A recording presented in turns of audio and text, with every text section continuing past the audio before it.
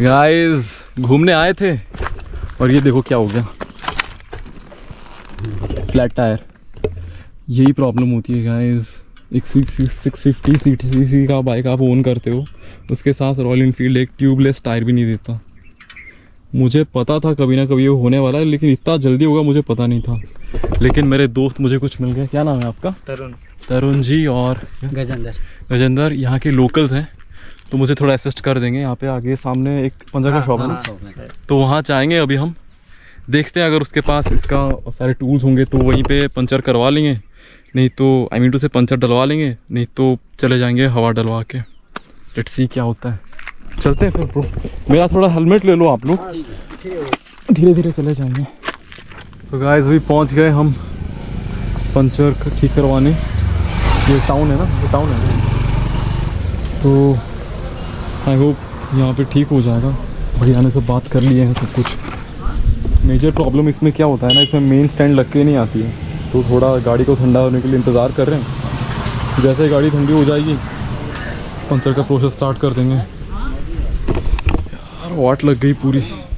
क्योंकि हमारे गाड़ी में भी स्टैंड नहीं था, तो भैया ने कुछ लकड़ियों के लॉग्स के सपोर्ट से हमारी गाड़ी को स्टेबल रखा।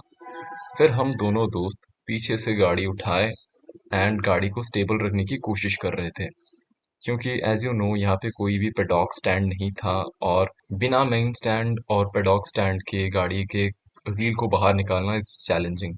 बट उनके स्किल सेट को देख कर ये पता चल रहा था that he was very much experienced, और वो गाड़ी के व्हील को अच्छे से बाहर निकाल दिए एंड हमारा प्रोसेस वहाँ से चालू हो गया। जब गाड़ी के टायर को रिव्हील से अलग करा जा रहा था तब मुझे बहुत हर्ट हो रहा था, बिकॉज जो यूनिवर्सल टूल्स वो यूज़ कर रहे थे उसके वजह से व्हील्स पे छोटे छोटे स्क्रैचेस आ रहे थे, एंड बिना उसके वो काम हो नहीं पाता, तो हमको उसी से करवाना था।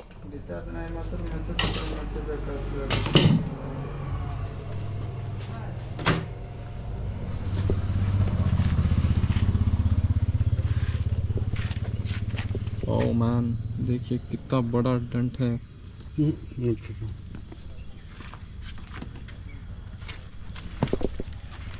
गाइस इसमें क्या इम्पैक्ट हुआ नहीं पता। ये एक्सेस प्रेशर की वजह से हो गया क्या? तो लगा होगा हाँ इसी से लगा है। खिला रहा है। खिला हो सर? अरे बाप रे,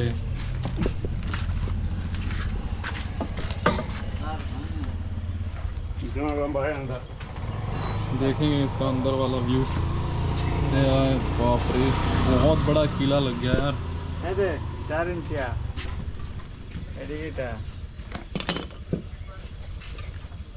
से किस आउट मिल टायर भीतर पूरा बात है केटा बेटी पूरा ना दुकान है दरगाह में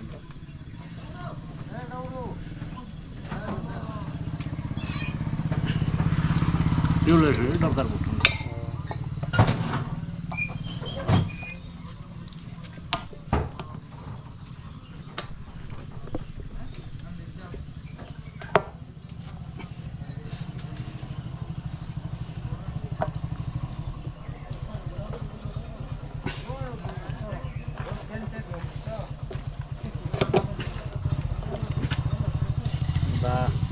अरे बाप रे गाइस, देख रहे हो, मतलब एक छोटा सा पेन रास्ते में कोई फेंक दिया था कभी, और ये गाड़ी में ये हालत कर दी, और इतने सारे लोग यहाँ पे बस इसके वजह से खड़े हैं आज। मैन मुझे लग रहा था कि एक्सेस प्रेशर की वजह से ऐसा कुछ हो गया होगा, मगर देख रहे थे वहाँ फेंक दिया मैंने।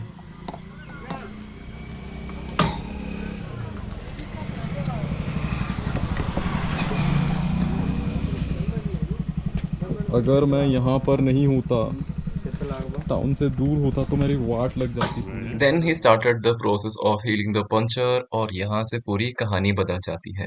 हमें लग रहा था कि बस ये एक ही जगह है जहाँ पर पंचर हो रखी है, मगर आगे चल के when he started pumping the tube हमें पता चला कि वहाँ पे और कई सारे डेंट्स हैं। तो फिर क्या मुझे सिटी में वापस जाना था, एक ट्यूब लेके आना था एंड उसके वजह से मुझे फिर से उन लोगों की हेल्प लेनी पड़ी। Those guys were so helpful, वो मुझे अपने बाइक पे सिटी वापस लाए। Then together we went to few shops, मगर हमें एंड में ट्यूब नहीं मिला। फिर काफी सारे जगहों को घूमने के बाद we finally got a replacement, but ये डायमेंशन हमारे एग्जिस्टिंग टायर के डायमेंशन के साथ सही नहीं था। हमारा एग्जिस्टिंग टायर का जो डायमेंशन था वो 130, 80 और 18 mm का था, बट ये जो था वो 190, 18 mm का था। बीइंग ए बाइकर, एक प्रो टिप मैं आज आपको दे देता हूँ। एडजस्टमेंट टायर के साथ कभी मत करिएगा, बिकॉज ये लॉन्ग लास्टिंग सॉल्यूशंस नहीं है, क्योंकि अगर डायमेंशन ही सही नहीं होगा सो लॉन्ग रन्स में आपको ड्यूरेबिलिटी नहीं मिलेगी and you can not trust something that जो कि आपके बाइक के लिए बनी ही नहीं है। एडजस्टमेंट्स कभी मत कीजिएगा। मैंने बस इसीलिए इसको बाई करा ताकि मैं यहाँ से बस छोटा डिस्टेंस कवर कर सकूँ, अपने घर तक पहुँच जाऊँ। जैसे ही मैं घर पहुँच जाऊँगा तब मैं मैकेनिक को घर बुला के या फिर मैं उसी टायर का नया ट्यूब ऑर्डर करके अपने बाइक पे रिप्लेस कर दूंगा। बट फिलहाल के लिए मैं ये कर रहा हूँ, ये एक शॉर्ट टर्म सॉल्यूशन है। Try this things only when you are in emergency. आज मुझे एक बहुत अच्छी चीज़ एक्सपीरियंस हो गई ताकि मैं आगे आने वाले प्रॉब्लम्स को अवॉइड कर सकूं। मुझे इस बाइक को सिटी से ज़्यादा दूर राइड नहीं करनी है, बिकॉज ये अभी तक ट्यूबलेस नहीं बनी है।